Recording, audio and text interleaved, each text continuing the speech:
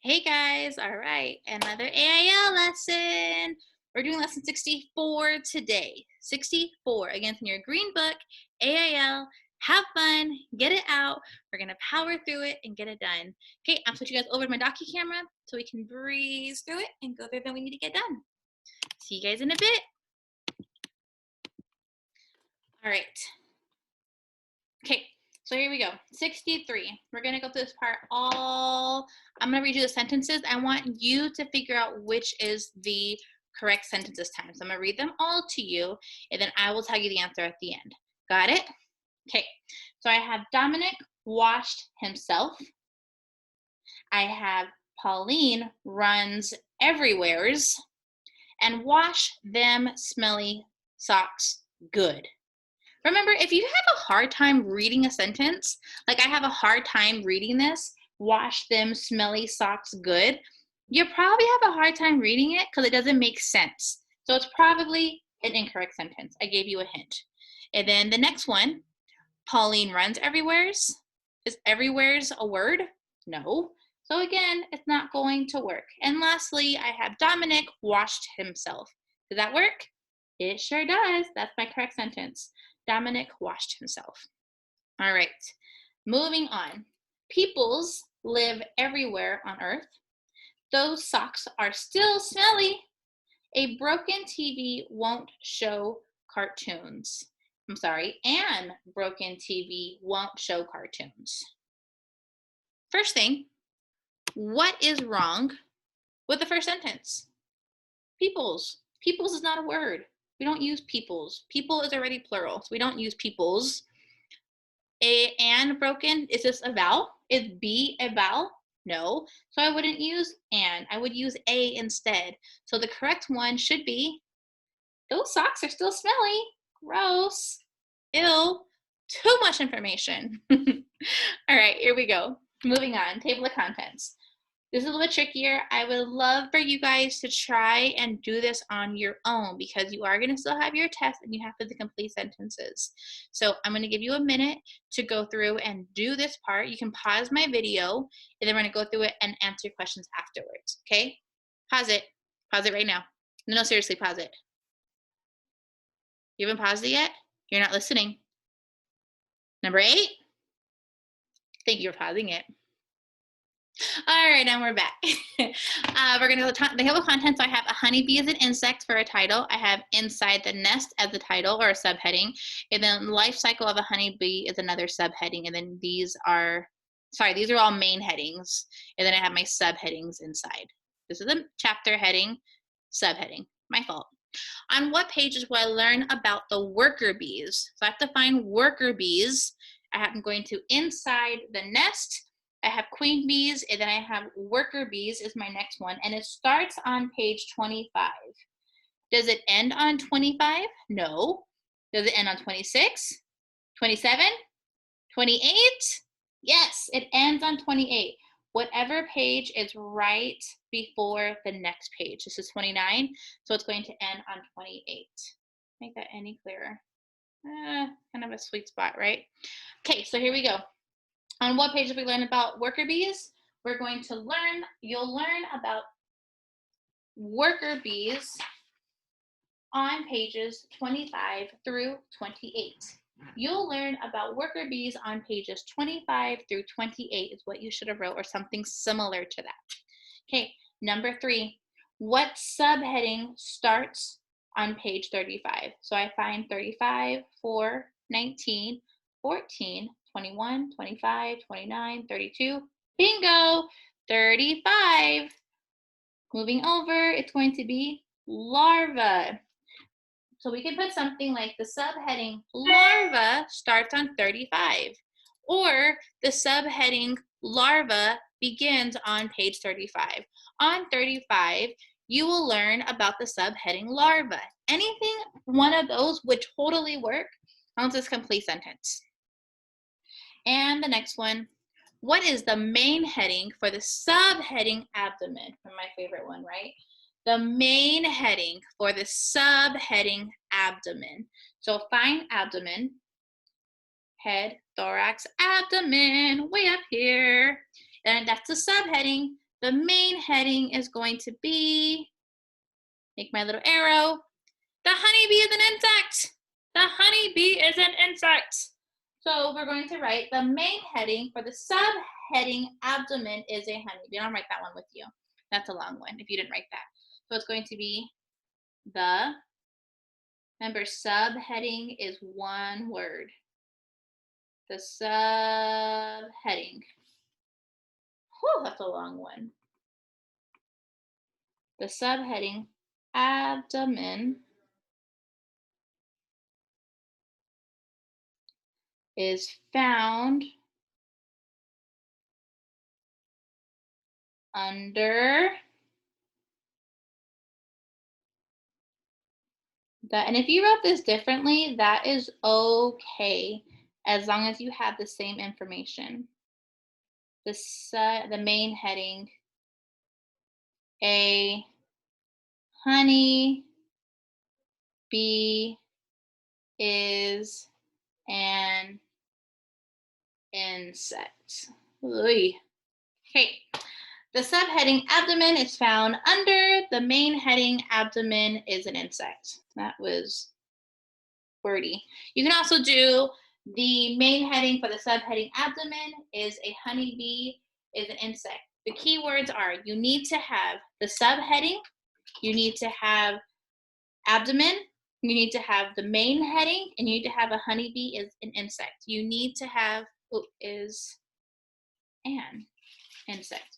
You need to have all of those things. If you have all those things, it's going to be correct. Got it? All right. Going on up here.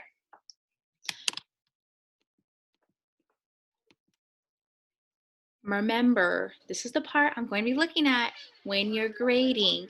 So I need you guys to make sure you're doing it nice and neat. Please do not rush through this.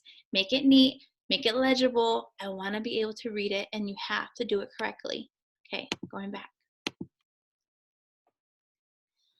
We're going to go through and we're going to proofread. Remember, when we're proofreading right now, we're looking for everything that is proper nouns. Okay, if I go somewhere, if I do an event, or if I go to an event, those are all going to be proper nouns. That's what I'm looking for.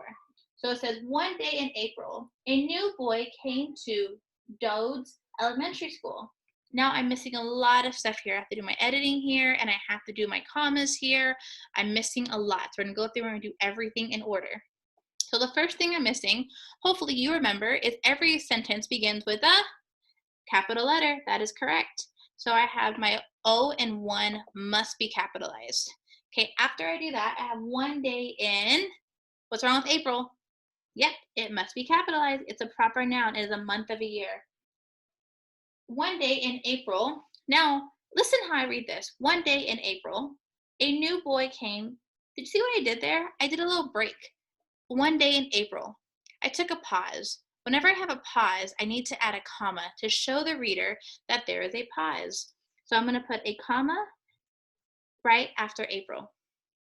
One day in April, a new boy came to Dode's Elementary School. Dode's Elementary School, is that somewhere we can go with a proper noun? So I need to capitalize all of it. Dode's Elementary School.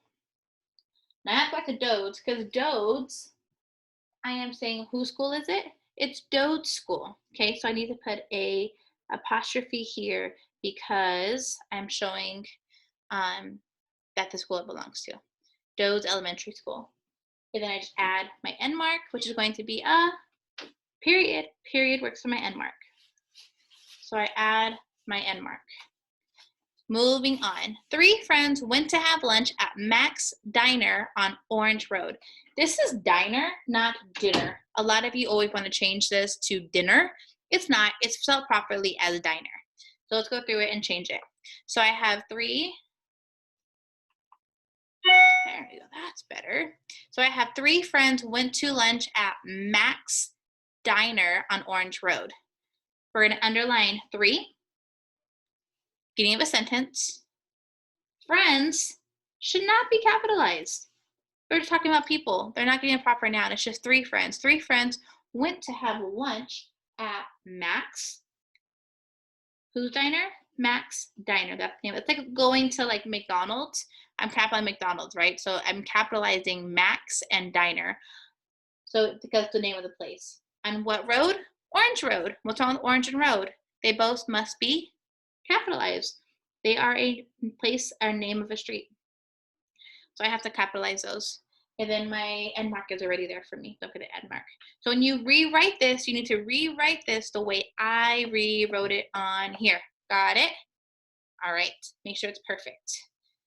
This is the part, the tricky part, where you are going to write your own paragraph. I am going to write a paragraph that I would write, and then you can write one however you want to write it. But remember, when you write this paragraph, there's going to be a lot of commas because we have first, next, then, and finally. So the first one I have is going to be first. And it's telling me that I'm going to write, I don't know what that is. You know what that is? Well, it surely isn't first. So I'm going to exactly, I don't have whiteout with me and I'm writing in pen. So I'm going to indent. Okay, so I'm going to try that again and I'm going to write first. There we go. First.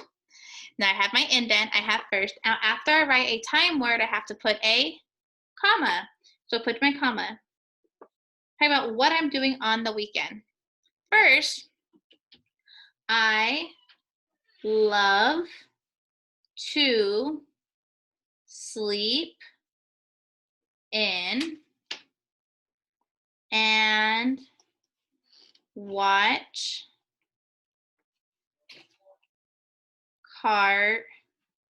cartoons. Now when I do my next one, I don't have to actually go to the next line because I'm writing a paragraph, it's gonna flow. So now I'm gonna write next, right here, or wherever my period is. If I have to move over here, then I will, but right now I have plenty of room. So I'm gonna write next. I'm gonna keep going. Next. But after I write next, I have to put a comma. Next, I get out of bed and go eat. I don't have room for breakfast. I don't want to make it sloppy. So I'm going to go ahead and move it down here. Breakfast.